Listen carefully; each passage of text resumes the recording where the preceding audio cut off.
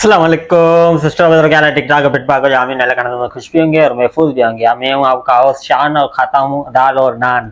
तो आपके लिए टॉप क्रिकेट न्यूज आपके लिए लेकर पहले नंबर पे न्यूज निकल कर आ रही है। वो ये न्यूज निकल के आ रही है कि आज श्रीलंका और बांग्लादेश के बीच में मैच खेला गया, तो वो मैच बड़ा आसानी बांग्लादेश ने जीत लिया।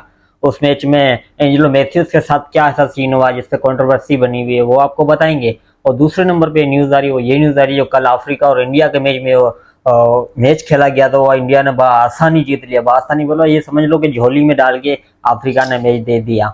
तो उसमें कुछ लोग हमने कमेंट कर रहे हैं कि इंडिया जब बॉलिंग करती है तो पिच कुछ और होती है और दूसरे बॉलिंग करते तो पिच कुछ और होती है, तो उसके बारे में आपको बताएंगे। और तीसरे नंबर पे अहम और बड़ी न्यूज आ रही है, वो ये न्यूज आ रही है कि आज पीसीबी के चेयरमैन ज़का अशरफ साहब प्रेस कॉन्फ्रेंस कर रहे थे मीडिया से, तो उन्होंने ये बयान दिया कि पाकिस्तानी प्लेयर्स को पीएसएल के अलावा एक लीग खेलने का इजाजत देंगे। और कौन कौन सी लीग हैं और क्या खिलाड़ियों के लिए दाम किए गए पीसीबी की जानिब से, वो आपको बताएंगे। तो आप अगर नहीं हो तो हमारे चैनल को सब्सक्राइब कर साथ में बेल आइकन बटन को प्रेस करना ना भूलिएगा। तो आइए करते हैं शो का आगाज। तो पहले नंबर पे जो आज न्यूज निकल के आ रही है, वो ये न्यूज निकल के आ रही है कि आज बांग्लादेश और न्यूजीलैंड का जो बांग्लादेश और श्रीलंका के बीच में मैच खेला गया, जिस टीम से हम उम्मीदें लगा के बैठे हैं कि ये टीम न्यूजीलैंड को हराएगी तो हम सेमीफाइनल भी क्वालिफाई कर जाएंगे। लेकिन इस टीम की जिस तरीके की आज परफॉर्म थी और ये मैच हारे हैं, तो कुछ डर बैठ गया दिल में। क्योंकि जब श्रीलंका पहले बैटिंग कर रही थी तो बोर्ड लगा 280 का टारगेट, जवाब इनिंग में जब बांग्लादेश चेस करने आया तो 41.1 ओवर में ये मैच जीत लिया और 7 विकेट गिरी बांग्लादेश के और ये टारगेट चेस कर लिया। इसमें शाकिब उल हसन ने 82 किए, नजीबुल हसन शांतो ने 90 रन किए और श्रीलंका के जो एक बड़े प्लेयर जिसने रन किया श्रीलंका ने, उसने 108 रन किए और इसी हिसाब से श्रीलंका ने 280 बोर्ड पे लगाया। जवाबी इनिंग में बांग्लादेश ने आसानी ये मैच चेस कर लिया और मैच जीत लिया। इस मैच में एक और चीज हुई है जो सोशल मीडिया पे ट्रेंडिंग में चल रही, वो ये न्यूज चल रही है कि लोग पूछ रहे हैं एंजेलो मैथ्यूज क्यों बैटिंग नहीं कर पाए, क्यों ग्राउंड में आके फिर बाहर चले गए। तो उसकी मुकम्मल रिपोर्ट में आपको देता चलूं। ये एक आईसीसी का एक रूल है जो कि खिलाड़ी को, जब खिलाड़ी एक आउट होता है तो 3 मिनट में दूसरे खिलाड़ी को आना होता है पूरी तैयारी करके बॉल फेस करने के लिए। तो एंजेलो मैथ्यूज ग्राउंड में भी आ गए थे। वो जो हेलमेट लाए थे ना, उस हेलमेट का एक थोड़ा सा बेल्ट जो है वो टूटा हुआ था, तो उसके दूसरे हेलमेट के लिए जब उन्होंने कॉल दी तो वो हेलमेट थोड़ा सा लेट आया और इस हिसाब से उसके 4 से 5 मिनट हो गए एक्स्ट्रा। तो बांग्लादेश के कप्तान शाकिब उल हसन ने एम्पायर से अपील की कि ये तो आउट करा दिया जाए। तो एम्पायर भी थोड़ी देर के लिए परेशान हो गए। जब हतमी फैसला जब आया एम्पायर की जानिब, एम्पायर ये फैसला देने के लिए कुछ ऐसे उसके हक में भी नहीं था, लेकिन एम्पायर ने वो फैसला दिया और एंजेलो मैथ्यूज जो वो बैटिंग भी नहीं कर पाए और श्रीलंका के लिए एक बड़ा झटका था क्योंकि वो एक एक्सपीरियंस खिलाड़ी था। अगर एंजेलो मैथ्यूज बैटिंग करता शायद आज बोर्ड पे टारगेट कुछ और होता, लेकिन अनफॉर्चुनेटली एंजेलो मैथ्यूज को आउट दिया गया। ये रूल आप क्रिकेट में पहली मरतबा देखते होंगे, लेकिन ये बहुत पहले का रूल है और इस रूल पे पहले कभी भी अमल नहीं बना, ऐसी कोई गलती हुई है। लेकिन इस मरतबा एंजेलो मैथ्यूज शायद काफी लेट भी कर गए थे, तो एंजेलो मैथ्यूज को आउट करार दे दिया गया। तो यही आज की पूरी जो एंजेलो मैथ्यूज के ऊपर जो ट्रेनिंग बनी हुई है, तो ये न्यूज थी कि ये आईसीसी का ही रूल है जो कि खिलाड़ी अगर थोड़ा सा लेट आता है तो थोड़ा लेट ज्यादा कर लेता है तो उसको रिटायर आउट दिया जाता है, तो उसको आउट ही कर दिया गया था। तो उसके बाद वो बैटिंग में नहीं आ पाए।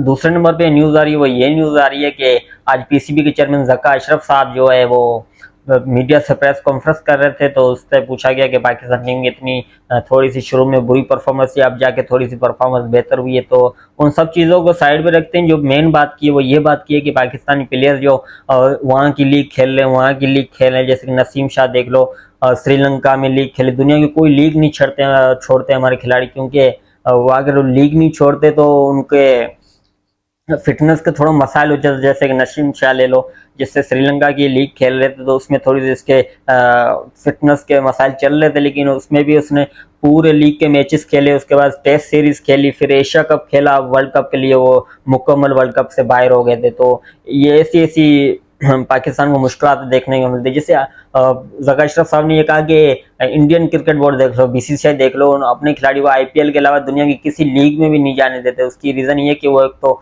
उनको फंड इतना देते जो उनको दूसरी लीग खेलने का कोई इतना चांसेस भी नहीं है और उसको खेलनी भी नहीं चाहिए क्योंकि उनको फंड इतने देते हैं। तो पीसीबी भी एक इकदाम करने जा रहा है जबकि खिलाड़ियों लीग से परहेज करें, उनको इतनी पैसे मिलें ताकि वो अपनी क्रिकेट पे फोकस करें, इंटरनेशनल ड्यूटी को, नेशनल ड्यूटी को अपनी को फोकस करें, अपनी टीम के लिए फोकस करें। तो ये एक बड़ा फैसला जका अशरफ के हिसाब से। और दूसरे जो लोग काफ़ी ये पूछ रहे हैं, मैसेज भी कर रहे हैं, काफ़ी लोगों के कमेंट है, जब इंडिया का मैच होता है तो इंडिया से जो इंडिया की जब बैटिंग होती है तो पिच इतनी आसान होती है कि वो 400 450 भी बना सकते हैं। जब दूसरी टीम बैटिंग करने आती है तो उसके लिए 50 रन बनाना भी बड़ा मुश्किल हो जाता है। तो इसका क्या रीज़न है? इसका रीज़न तो काफ़ी रीज़न है, लेकिन मैं इस शो में आपको पूरी डिटेल नहीं दूंगा। लेकिन इसके रीज़न ये है कि शायद इंडियन बॉलर अच्छी बॉलिंग कर रहे हैं या तो कुछ और मसला है। मुकम्मल डिटेल में मैं इस वीडियो में नहीं जाऊंगा इस मौजू पे। इस मौजू के लिए अलग से शो करेंगे।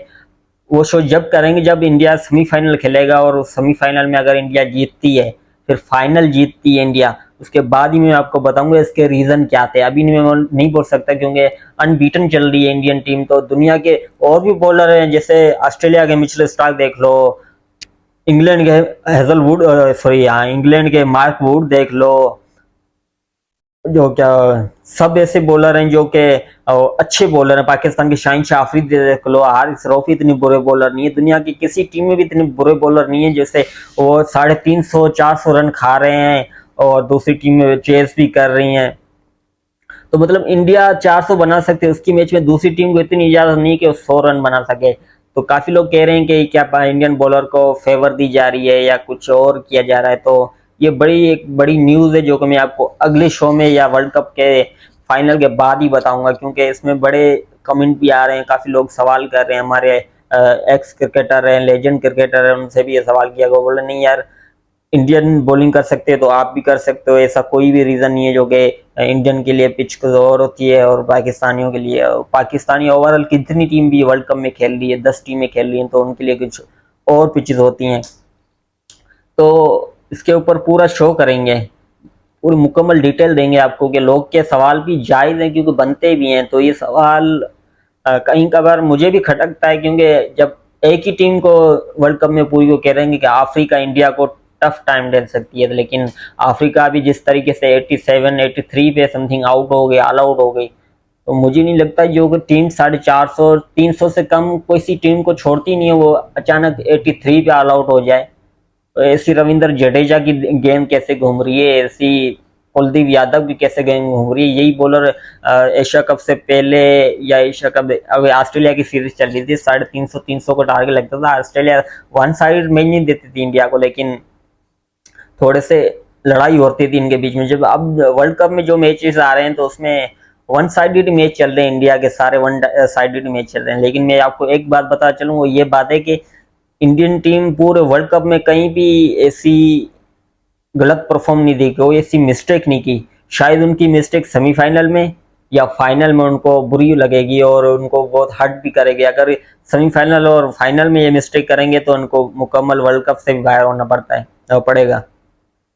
तो इनके लिए अच्छा ये था कि एक दो मैचेस हारते, थोड़े एक दो मिस्टेक करते कि हाँ यार यहाँ पे हम मैच हार गए, हमसे यहाँ गलती हुई, अब इस पे थोड़ा काम करना चाहिए। अब इनको ऐसी फीलिंग हो रही है कि हमारी टीम में कोई भी ऐसी जगह नहीं है जिसपे हमें काम करना पड़े, क्योंकि बॉलिंग को देख लो, बॉलिंग अच्छा परफॉर्म कर रही है, फील्डिंग अच्छा परफॉर्म कर रही है, बैटिंग तो आपको पता है इंडिया बैटिंग के लिए जानी जाती है। बॉलिंग के लिए तो अभी एशिया कप के फाइनल के बाद इंडियन बॉलिंग अटैक में पता नहीं क्या हो गया, ऐसा कौन सा प्रोटीन खा रहे हैं कि दूसरी टीमें 100 भी नहीं बना सकते इनके अंगेस, और ये 350 400 बना रहे हैं।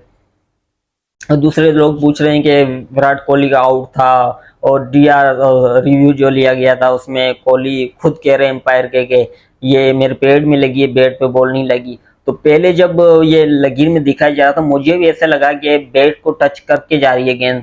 जब दूसरे हाफ में दिखाया गया उस गेंद को बल्ले से गुजरते हुए इस गेंद को, फिर उसके बाद जो है थोड़े से लकीरें हिलने लगी। तो यहाँ पे भी एक बड़ा क्वेश्चन मार्क्स है, क्योंकि आप इमेजिन करें कि जब आप खुद ही इमेजिन करें कि बॉल जब बल्ले के बराबर से गुजरी तो गेंद बिल्कुल टच कर रही थी बल्ले पे, पहले तो पेड़ आना चाहिए ना, पेड़ पे, जिस पेड़ पे बैट लगी उसके थोड़े से आए निशान, फिर थोड़ा सा खाली मूवमेंट, बिल्कुल सीधी लगी जाने लगी। जब बल्ले के बराबर में, पहले पहले फर्स्ट में हम चेक कर रहे हैं, जब बल्ले के बराबर में गेंद गुजरी तो वहां पे थोड़ी सी हलचल थी गेंद और बॉल के बीच में। लेकिन जब दूसरे हाफ में दिखाया गया उसमें बिल्कुल गेंद, मतलब ऐसा तो आपको तो लग रहा था कि बल्ले से टच हो रही है, लेकिन गेंद में काफी, मतलब इन्होंने ऐसा शो कर दिया कि मतलब ये गेंद टच ही नहीं हुई बल्ले को। कोई कोहली को सेंचुरी के लिए फेवर दिया गया है, या कोहली एम्पायर्स को, ऑन फील्ड एम्पायर्स को प्रेशराइज करते हैं, उसके अपने मर्जी के फैसले लेते हैं। जैसे कि उसी मैच में श्रेयस अय्यर की जो पीछे कट मारा तो उसमें इतनी गेंद घूमी भी थी, इसमें कोई शक नहीं, शमसी की गेंद घूमी भी थी। पहले एम्पायर्स ने पैर का इशारा कर दिया बाई के रन देने के लिए, कोहली ने बोल दिया कि नहीं, बैट को टच होके जा रही है बॉल। तो फिर वो जाके एम्पायर्स ने फिर अपने कॉल को चेंज किया और श्रेयस अय्यर की बाउंड्री अपने उसके अकाउंट में लिख दी गई।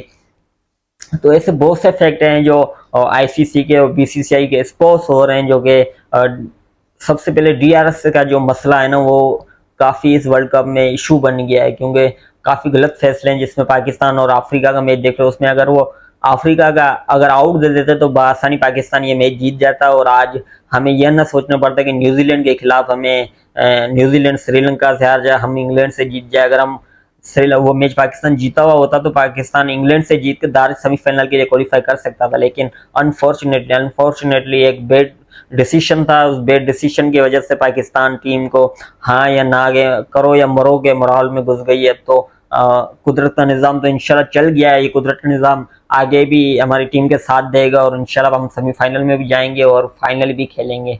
पूरी मुल्क की, पूरी कौम की दुआ है, मेरी दुआ है, तो इंशाल्लाह पाकिस्तान टीम सेमीफाइनल में तो आएगी। उसके बाद कुदरत का निज़ाम है, इंशाल्लाह हम वर्ल्ड कप भी उठाएंगे। तो आज की टॉप न्यूज़ यही थी। तो इसी के साथ हमें ये इजाजत कि पाकिस्तान में खेल और खिलाड़ी तरक्की करता है। अगर आप नए हैं तो हमारे चैनल को सब्सक्राइब कर, बेल आइकन बटन को प्रेस करना ना भूलिएगा। तो इसी के साथ हमें ये इजाजत, अल्लाह।